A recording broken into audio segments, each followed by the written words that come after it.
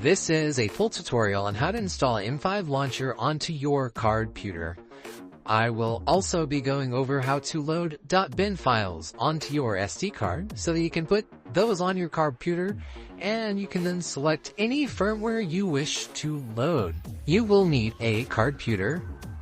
The one I have here is from N5 Stack.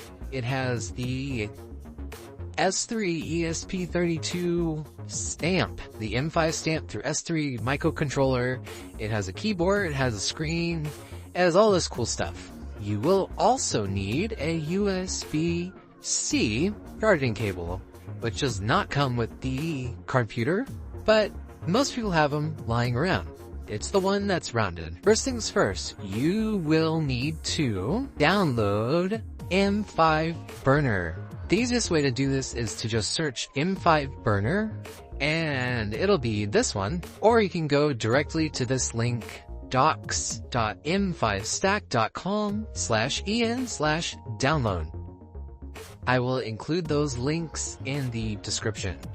So next, what you're going to do is you're going to install your M5 Burner for whatever operating system you have. Do you have a Windows?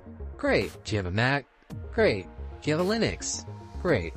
Go over here and click download. The download is like 123 megabytes, so it's not very big. Go to your downloads and locate the M5 Burner, and then you'll go ahead and extract all, and then you will get this lovely little pop-up here, and go ahead and run the M5 Burners. If you get a security risk thing here, just say more info and run anyway. I assure you this program is safe, and it will open up your M5 Burner. What you'll do is you go down here on the left to Cardputer, and then it's usually this first one at the top, but if it's not, you can always go into the search bar and type in M5 Launcher and go over here and hit download. The next step, you are going to want to burn this to your Cardputer. Now, the way that you do this is pretty simple. The first thing I like to do is slap that magnetic back onto my tower, and then just go ahead and plug it in via your USB-C charging cord, and it should turn on automatically, and this is exactly what you want. Next, you will go back here and you will click burn, and it says this is unofficial firmware. That's okay. Click continue. Now, if you don't know which COM port is appropriate for your Cardputer, there's an easy way to find this out. So I know that mine is on COM 4 because I've already looked. Now the easiest way to figure this out is to go to your start menu and type in device manager. So you go to your device manager, and then you go down to your ports, and right here you will find, so when you plug in your Cardputer, this will be the one that pops up, and you can test this by going like this, unplugging it, and being like, oh, it's not there anymore. Plug it back in. And now it's there. Once you're confident about which COM port you're using, you go back to M5 Burner. So you go to Burn, Continue, COM 4, and this doesn't really matter, but I did read that if it was lower, it can make sure there are no errors. But now you'll go ahead and click Start. It will burn it to your Cardputer for you. Now that you have the M5 Launcher installed onto your Cardputer, when you turn on the Cardputer, that M5 Launcher will pop up, and you'll press Enter on the keyboard of the Cardputer. You'll scroll down and you'll press Enter on whatever firmware that you have on your SD card. Now, you don't have anything on your SD card yet, but one way to do this is through M5 Burner. For this next step of putting bin files on an SD card, you will need, of course, a mini SD card, and you will also need a mini SD card reader that plugs into your computer. Now that we have our SD card plugged in, and connected.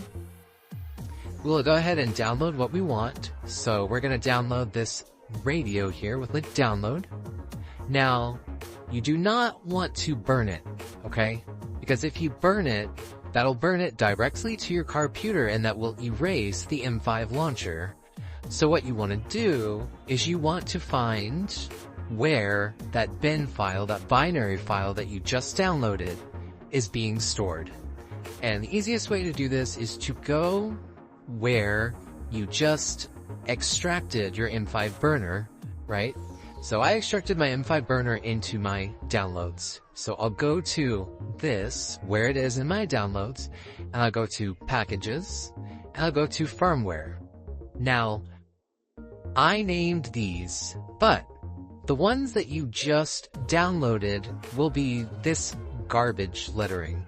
You can go ahead, and I can look at the date that it was downloaded and know that this one, since it was downloaded at this time, is my radio. So I'll go ahead and I'll rename it radio, and then I will simply take it and I will copy it and I will paste it into my SD card.